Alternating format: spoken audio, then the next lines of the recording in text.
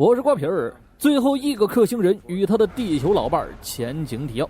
在钢人约翰·亨利·安斯的帮助下，被策反的超人恢复正常，两人合力对抗泰尔罗，最终以歼灭者消失，泰尔监禁做了收尾。经历了此事，小镇发生了翻天覆地的变化。拉纳一家因支持过摩根·艾奇受到排挤，克拉克一家是歼灭者事件的中心，成了小镇的名人，歼灭者闹得人人皆知，国防部只能公开部分信息安抚民心。凯尔和拉纳寻求市长的帮助，对方虽然口头答应了下来，可背地里依然无所作为。加上昔日邻居的排挤，他们已经准备离开斯莫维尔，从头开始。几个孩子自认为风波已过，该约会约会，该逃课逃课。威克汉主动约乔纳森兜风，路上却总围绕着歼灭者事件。乔纳森怀疑他是想借助外公的势力套真相，很不愉快地离开了。而乔丹和萨拉这对小情侣浑然不知自己到了禁区，没一会儿就被警察带走了。接到报警的两对家长无语至极，这几个娃还组团逃起课来了。但他们无暇顾虑，简单教育了几句后来到了国防部。泰尔已经被关进了课室房，可莱斯利还没有下落。克拉克问不出任何线索，他拿到了泽塔罗的意识水晶，却没有像泰尔罗当初那样捏碎。国防部将永久封存水晶，泽塔罗再无见天日之时。泰尔对弟弟的行为无比失望。约翰暂住在克拉克家，他自制了克星人追踪器，抓住莱斯利只是时间问题。对于他这种头脑冷静、有勇有谋的战士，克拉克相当 respect。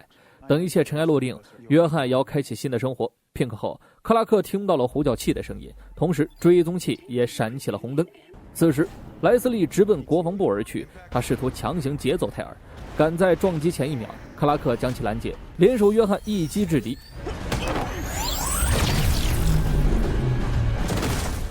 至此，大家心里的石头就落了地了。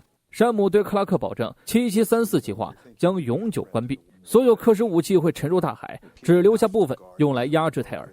山姆希望克拉克知道，他们永远是一家人。对于百姓，军队选择隐瞒真相，防止人民恐慌。而作为记者，路易斯绝不允许欺骗行为。他希望父亲能把事实告知世界。可立场不同，山姆不能让百姓陷入焦虑，哪怕背上骂名。难不成要把罪魁祸首是超人哥哥的事说出来吗？他最后劝女儿别瞎报道。随着时间推移，斯莫维尔会归于平静的。路易斯把结果告诉了克里斯，后者顿感觉到秘密笼罩了自己。说好的职责与使命呢？两人闹得不欢而散。克拉克无暇顾及舆论，他再次找上了山姆，建议他不要关闭7734计划。这次的经历让他清楚一件事，自己并非是无懈可击的。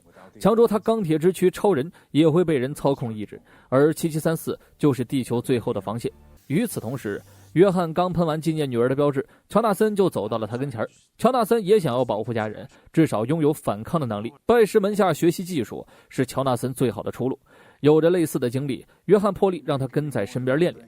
刚和工作伙伴吵完架的路易斯，紧接着一条消息让他火冒三丈，那就是克拉克恢复7734的事情。女人感性，男人理性，她不想让威胁到丈夫生命的武器存在于世上，但克拉克想的却是世界的存亡。40年来，他每时每刻都在控制自己，这也是克拉克作为超人却从来没有过格的原因。假如有一天他释放了，世界将会终结。于是他们各退一步，把7734的使用权交给了约翰，以防不测，只有他才能杀死超人。这也是约翰来到这个世界的初心。克拉克的请求他欣然接受。课时房内，泰尔回忆起了自己这一生。起初来到地球，怀揣着遇见同胞的梦想，但几十年过去了，他还是孤独一人。直到有一天他发现了超人的存在。泰尔质疑父亲为何隐瞒，而泽塔冷血地告诉他这无关紧要。为了和弟弟重逢，泰尔第一次忤逆了父亲，可现实狠狠地打了他的脸。这个不争气的弟弟并不想加入自己，既然全世界都背弃了他，泰尔只能彻底和歼灭者融合。是的，他当初并非是毁了歼灭者，而是吸收了歼灭者。突然的异常吸引了山姆，他立刻派人查看情况。读数显示泰尔停止了心跳，但下一秒他猛然抬头，双眼散发诡异蓝光，课时房对他失去了影响力。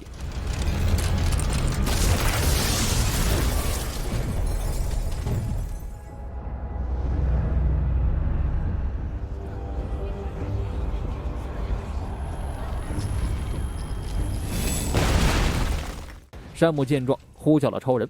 大超虽然秒到现场，可还是晚了一步。泰尔逃走了，搜遍整个地球都没有找到他的踪迹。事态正逐渐恶化，他们绝对想不到泰尔正在上亿公里外的太阳表面。族人的声音在耳边回荡，他吸收着无尽的力量。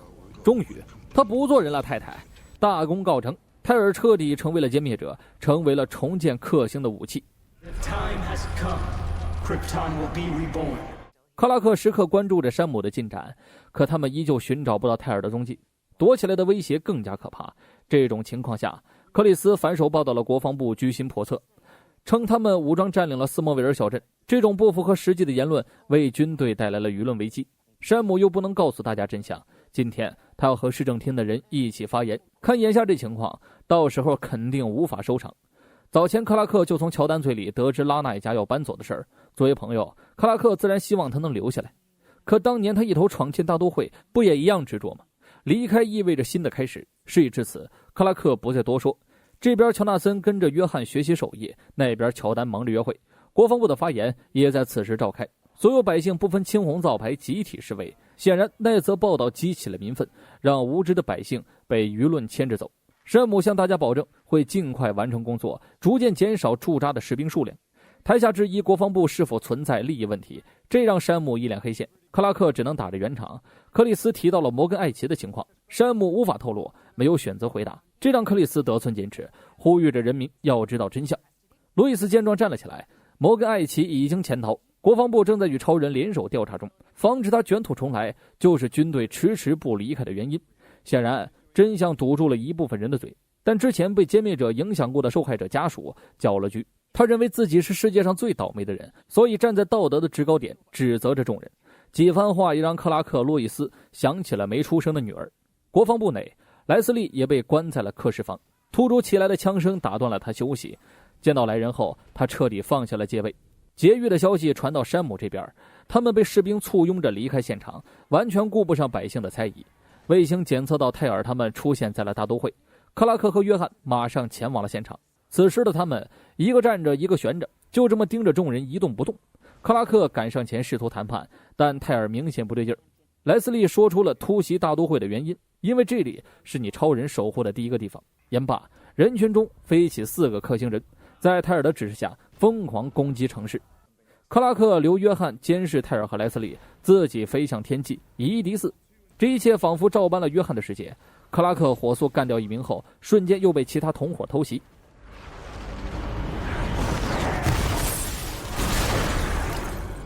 与他一样，约翰与莱斯利的战争也十分焦灼。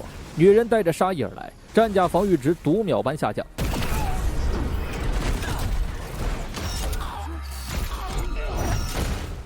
有克星人前来支援，动能锤也离了线。他和克拉克的处境很不妙。路易斯走上天台，寻找星球日报的同事进行紧急报道，指挥百姓快速撤离。山姆这边派人去寻找孙子们，以防泰尔报复。俩孩子还在派对上玩耍，浑然不知大都会面临危机。威克汉主动来找乔纳森道歉，不知怎么的，学校就传起了他很奔放的谣言。他接近乔纳森是因为相同的经历，威克汉来自忠诚，因为父亲入狱才搬来斯莫维尔。这时耍手机的同学突然看到了新闻，连忙打开了电视，看到超人也在场，他们知道事情的严重性。很快路易斯出现在电视上，他正在对全世界公布真相。莱斯利突然放弃攻击约翰，直奔路易斯而去。只见电视上莱斯利悄悄出现在路易斯身后，如同另一个世界一样，热视线随时爆发。危急时刻，约翰朝着一个方向全力丢出动能锤，敌人还以为他打偏了，却没想到这一锤直奔莱斯利的脑袋，足足锤穿了几栋楼才停止。回来的途中顺道解决了马仔。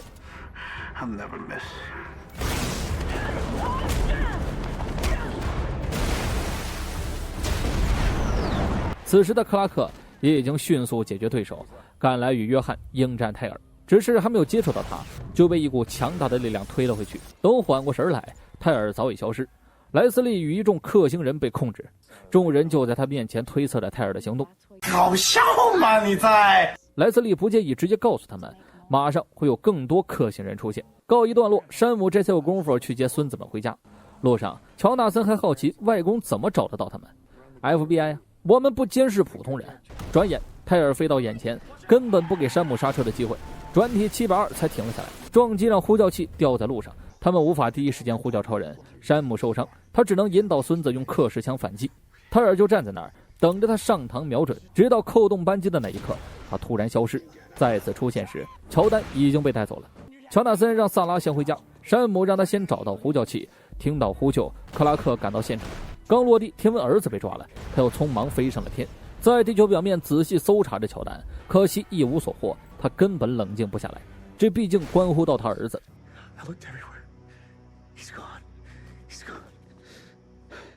泰尔将乔丹带到了一处隐蔽的地方，二话不说直接改造。没多久，泽塔罗的意识就传输到了乔丹体内。